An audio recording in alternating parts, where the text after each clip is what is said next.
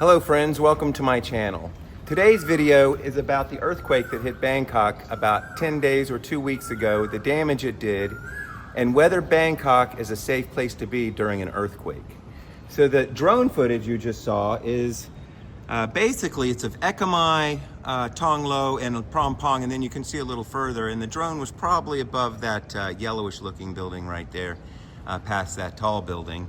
And basically the earthquake videos I'm about to show you happened along Sukhumvit, over here in the financial district in the Saturn Siam area, the Siam area, that Central World area, and then the building that fell was way over there in the Moshit area. So they're a little disturbing, but it's about minute's worth I put together for you. We'll take a look, and then after that we'll go down and talk about if Bangkok is a safe place during an earthquake.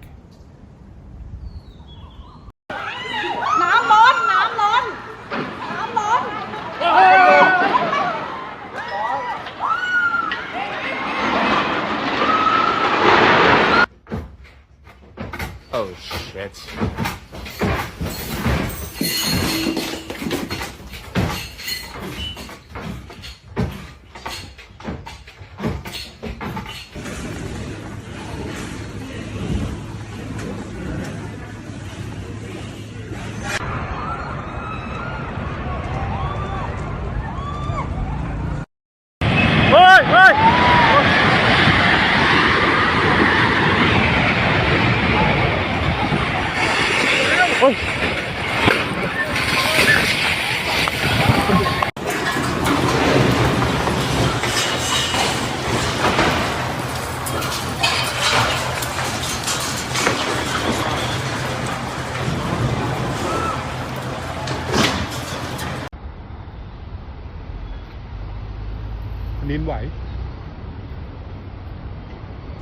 So here's my condominium complex that we're coming up onto. We're going to take a look at that. So when the earthquake hit, you know, I was scared to death. I've always heard a heart attack is like a freight train coming, so I thought I was dying till I looked out my window.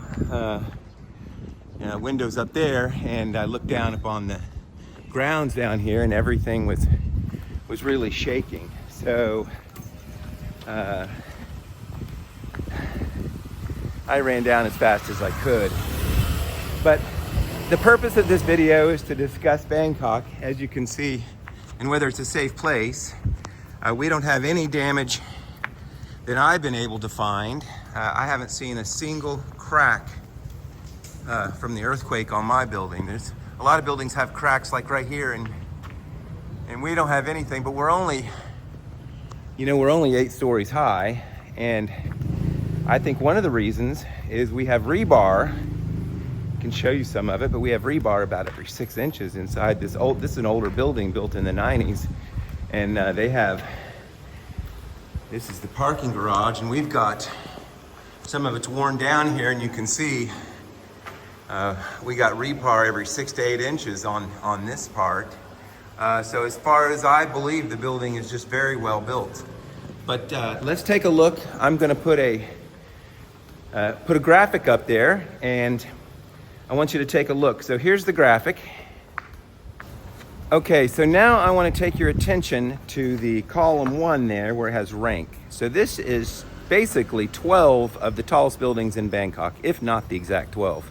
I'm not sure it's exactly right, but it is 12 of the tallest. And if you go down there to column 5, there you see over to column 5, you see the completion year, and they're all built it looks like they're all built within the last 30 years. But the next 2 columns, architects and structural engineering, is kind of what I want to discuss.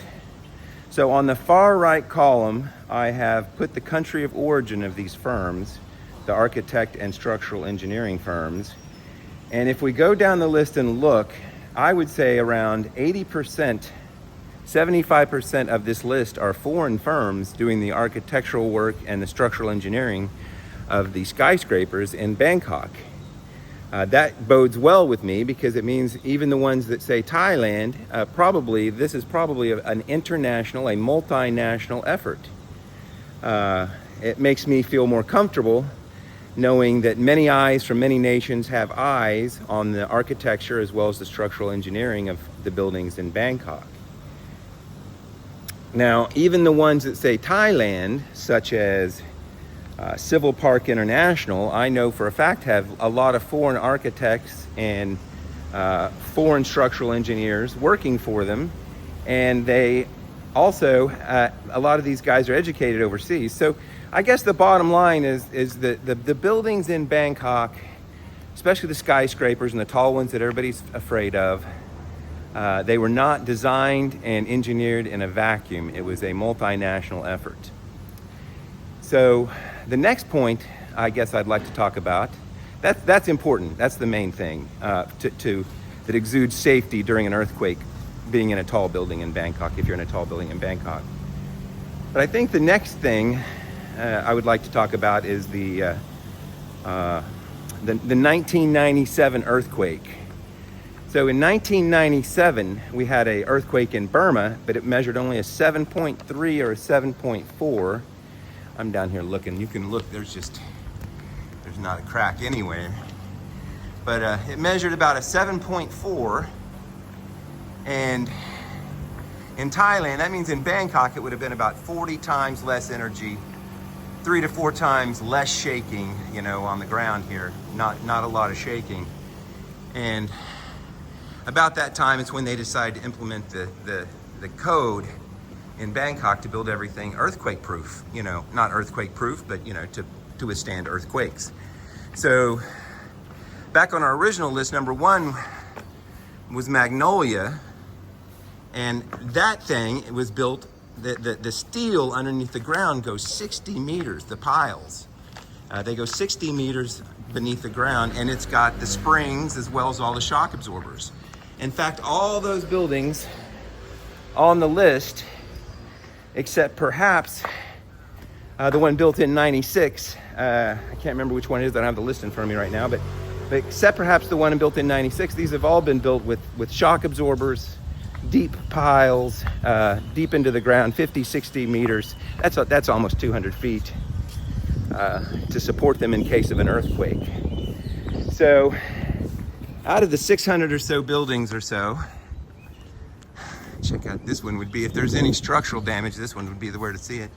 Out of the 600 buildings or so, you know, only a few of the ones over 90 meters, if any, have been vacated for inspection. I think a couple residential buildings have been, they turned the electricity off and asked them to vacate it for inspection. So I don't see a crack in this old building. I don't see, you can look up that thing, if anything was gonna crack or part of the facade come off, this would be the area. But our building here is not got a crack or a piece of facade coming off. And I talked to the manager here, and the manager said everybody from the tall skyscrapers are over here trying to get a room.